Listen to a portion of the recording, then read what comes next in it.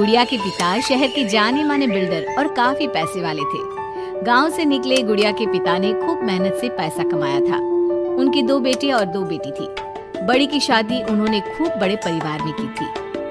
देखना गुड़िया की माँ, गुड़िया की शादी मैं ऐसे घर में करूँगा कि लोग कहेंगे वाह वाह, तिवारी जी ने तो अपनी बेटी के लिए महलों का राजकुमार ढूंढा।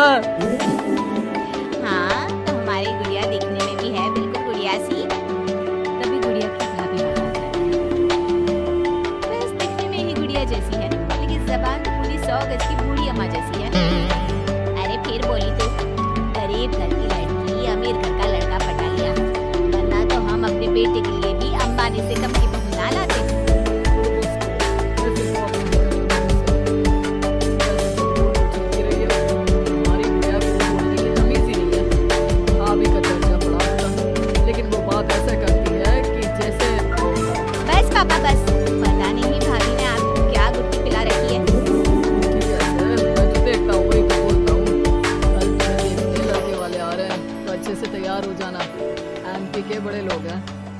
करोगी अगर लड़के ने पसंद कर लिया तो।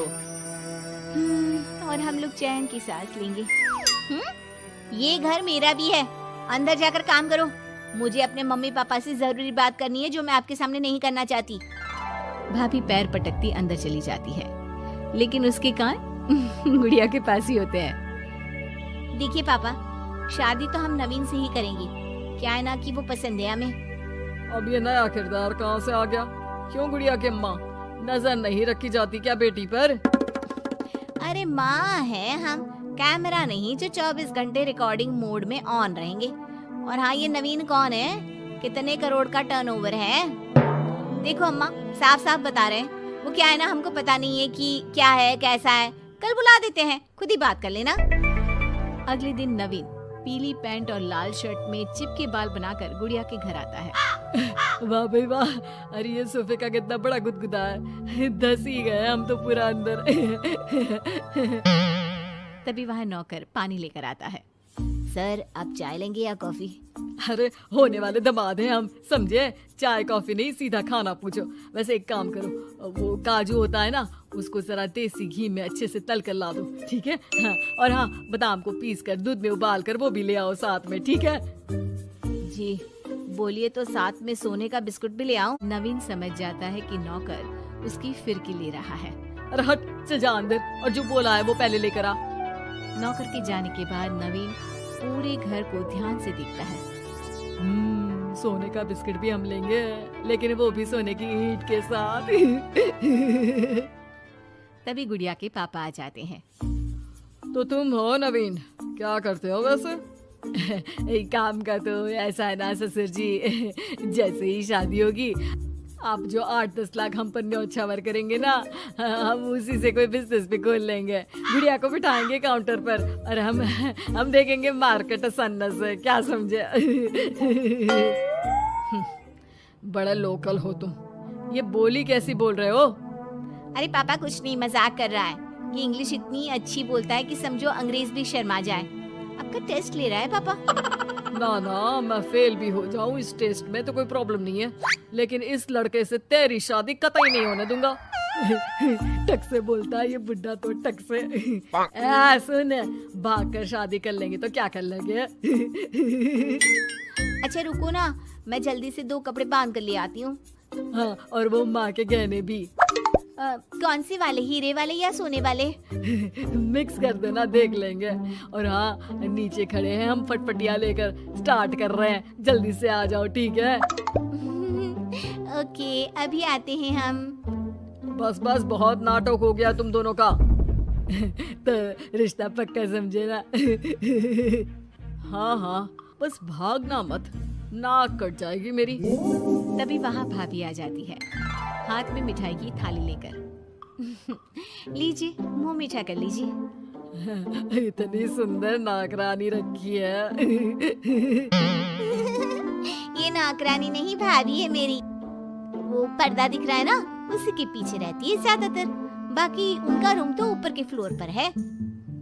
पर्दे के पीछे क्यों? अरे वहाँ से इनका अपना ब्रॉडकास्ट चैनल चलता है ना, कौन आया कौन गया, किसने क्या बात की, इसकी सारी रिपोर्टिंग पूरे दिन करके रात में ये हमारे घर का बुलेटिन टेलीकास्ट करती है। तुम्हारा हो गया क्या? तो ये लो मिठाई खा लो। खैर, गुड़िया की शादी हो जाती है नवीन से। शादी के बाद गुड़िया नवीन के घर आती है। अरे यार, कहाँ ले आए? अपने घर कब ले चलोगे? अरे यही तो घर है हमारा किराए का, और कहाँ ले जाएंगे तुमको? ना ना ना ना, इस छोटे से घर में मैं नहीं रह पाऊंगी। मुझे तो बड़े मकान की आदत है। सही आदत है बिटिया। अरे हम तो बोल रहे हैं आदत के साथ कोई कॉम्प्रोमाइज नहीं करना चाहिए। जाओ, कल जाओ अपने पिताजी के पास और उन्हें अपनी समस्या बताओ। अरे तिवारी बिल्डर का तो नाम चलता है, दुनिया को घर दिलाते हैं, अपनी बेटी को कैसे छोड़ देंगे इस छोटे से घर में? होता भी वही है।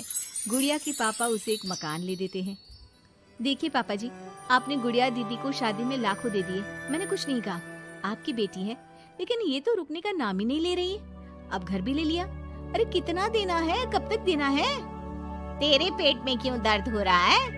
मेरी बेटी है, जितना चाहेगी जितना मांगेगी उतना दूंगी। उधर गुड़िया के ससुराल में, मैं आज नाश्ते में कुछ हेल्दी लूंगी, मेरे लिए कोई कुक है क्या? जो है मैं ही हूँ, बताओ क्या खाना है? सारा दिन तो मैं घर पर ही रहता हूँ। क्यों, काम पर नहीं जाओगी क्या? अरे काम किसके पास है? मेरे पास तो कोई काम ही नहीं है। अरे कैसी बात कर रहा है बेटा? तिवारी जी की बेटी से शादी की है, कोई मजाक थोड़ी ना है।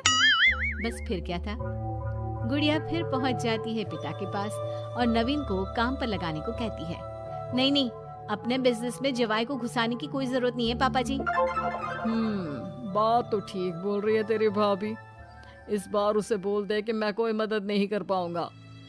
गुड़िया वापस ससुराल आकर नवीन को पिता की बात बताती है।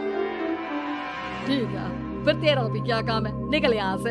जब तुम्हारे पिता दामाद को नौकरी नहीं दे सकते तो क्या कर सकते हैं? हाँ? वो गुड़िया का सामान देकर उसे बाहर करने ही वाला होता है कि सामने गुड़िया के पिता आ जाते हैं। वो सामान लेकर क्यों जाएगी? मकान मैंने भले ही दिया है, लेकिन मकान का नाम मेरी बेटी का है, तुम्हारा नहीं। तो सामान के साथ अपनी बूढ़ी माँ को उठाओ और निकलो यहाँ से। कैसी बात कर रहे हो ससुर जी? मैं तो मजाक कर रहा था। अब तो बड़े मकान में रहने की आदत हो गई है समधी जी। देखिए, अभी तो मैं जा रहा हूँ, लेकिन शादी में जो कैश दिया था उसका सारा हिसाब लेकर कल दफ्तर में आ जाना। और हाँ, मेरी बेटी को जरा सी प्रॉब्लम हुई तो कहते हैं ना, घी सीधी उंगली से ना निकले तो उंगली टेढ़ी कर लेनी चाहिए।